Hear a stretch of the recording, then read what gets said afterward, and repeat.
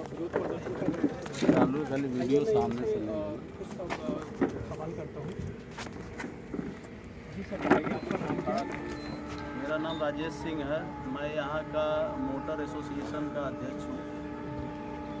Sir, ये जिस तरीके से आप विरोध प्रदर्शन कर रहे हैं उसमें आपका क्या मतलब मांगे क्या क्या है?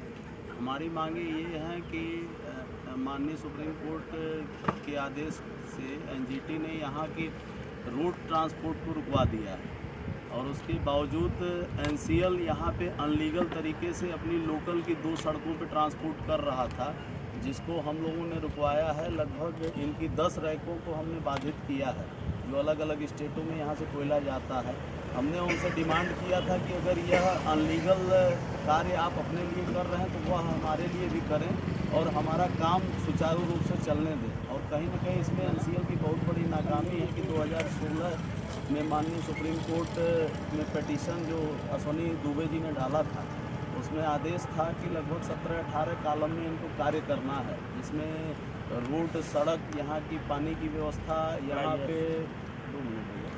पे पानी की व्यवस्था, यहाँ पे जितने भी पेड़ लगाने हैं उनकी व्यवस्था, यहाँ के जनजीवन को सही सुचारू तरीके से चलाने की व्यवस्था, यह कहीं ना कहीं एनसीएल कटिबद्ध है इन कार्यों के लिए। लेकिन फिर भी एनसीएल अपने उन मूल कार्यों को छोड़कर अदर देन क्षेत्र में, जैसे बनारस में कार्य कर रहा है, अमेरिका में भी एनसीएल ने 10,000 पेड़ लगाए जिसकी कहीं कोई आवश्यकता नहीं है, उसका लाभ यहाँ के क्षेत्र को नहीं मिलना है।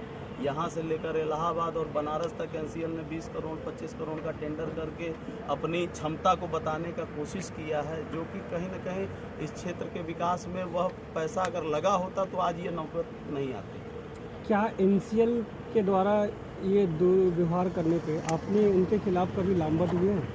अभी तक तो ज़रूरत ऐसी नहीं पड़ी, लेकिन अब हमको कहीं ना कहीं यह महसूस हो रहा है कि बिना हमारी लामबंदी के इस क्षेत्र का विकास नहीं हो सकता है, क्योंकि कहीं ना कहीं एनसीएल का भी ये कहना है कि यहाँ के क्षेत्रीय प्रतिनिधि उनके पास विकास के लिए नहीं जाते हैं।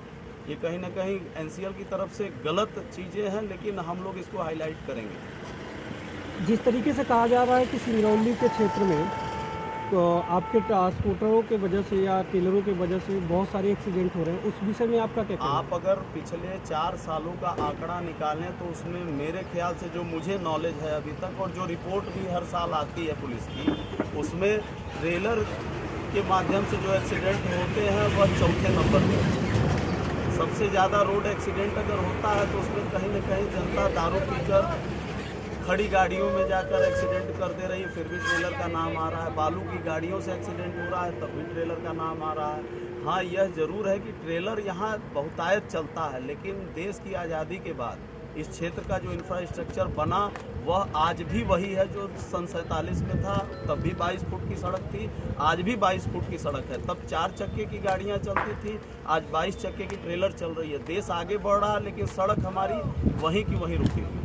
कहीं ना कहीं इंफ्रास्ट्रक्चर का सवाल उठता है। सबसे बड़ा सवाल इंफ्रास्ट्रक्चर का है। अगर इस क्षेत्र में रोड और जो है सड़क की व्यवस्था अगर अच्छी कर दी जाए तो हमारे ख्याल से इस क्षेत्र की 80% समस्याएं दूर हो जाएंगी।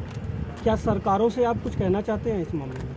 हम तो सरकारों से यही कहेंगे कि देश में रोज़ ये न्यूज़ आ रहा है कि शायद गडकरी जी हर जगह सड़क बना रहे हैं, और देश में यह ऐसा क्षेत्र है जहां से लगभग 38 से 40% बिजली हमारे देश को दी जाती है। लेकिन फिर भी हमारा बहुत बड़ा दुर्भाग्य है कि यह जिला हमारा देश में 3रे नंबर का सबसे पिछड़ा जिला माना जाता है,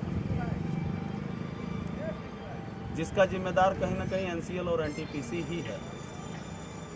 तो ठीक है, इतना काफ़ी है।